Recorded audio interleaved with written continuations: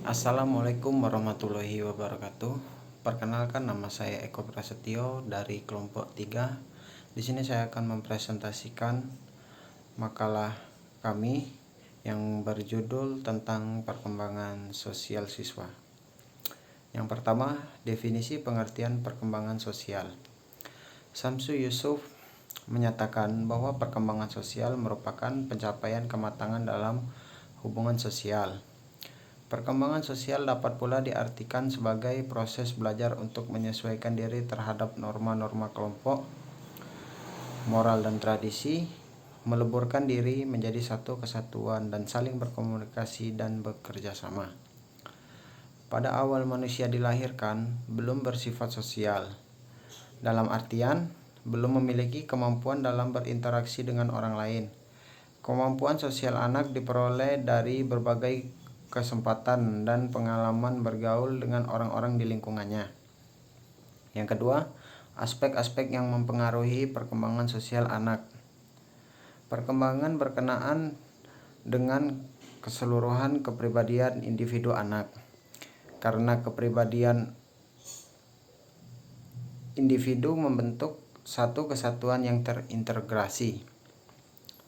Secara umum dapat dibedakan beberapa aspek utama kepribadian individu anak, yaitu aspek kognitif, fisik motorik, sosio-emosional, bahasa, moral, dan keagamaan. Perkembangan dari tiap aspek kepribadian tidak selalu bersama-sama atau sejajar. Perkembangan sesuatu aspek yang mungkin mendahului atau mungkin juga mengikuti aspek lainnya pada awal kehidupan anak, yaitu pada saat dalam kandungan dan tahun-tahun pertama. Perkembangan aspek fisik dan motorik sangat menonjol. Selama 9 bulan dalam kandungan, ukuran fisik bayi berkembang dari 1/200 mm menjadi 50 cm panjangnya. Selama 2 tahun pertama, bayi yang tidak berdaya pada awal kelahiran telah menjadi anak kecil yang dapat duduk, merangkak, berdiri, bahkan pandai berjalan dan berlari. Aspek perkembangan kognitif. Perkembangan kognitif adalah salah satu aspek perkembangan manusia yang berkaitan dengan pengertian atau pengetahuan, yaitu semua proses psikologis yang berkaitan dengan bagaimana individu mempelajari dan memikirkan lingkungannya. Yang kedua, aspek perkembangan fisik.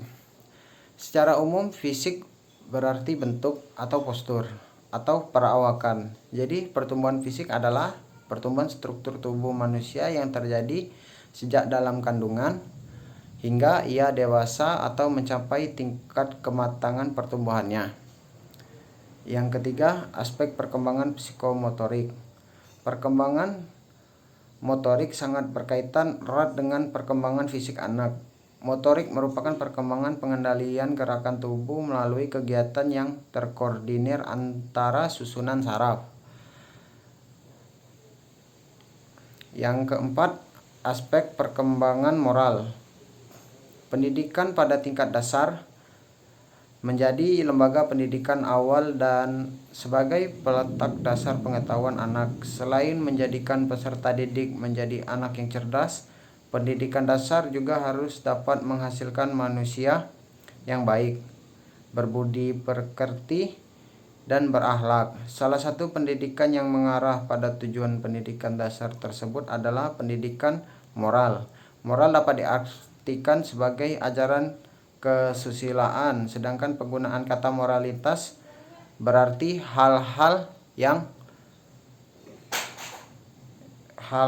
berhubungan dengan kesusilaan. Perkembangan sosial diartikan sebagai proses belajar, menyesuaikan diri terhadap norma-norma kelompok, moral, dan tradisi. Demikian yang dapat saya sampaikan. Lebih dan kurangnya saya mohon maaf. Kepada Allah saya mohon ampun. Saya akhiri. Wassalamualaikum warahmatullahi wabarakatuh.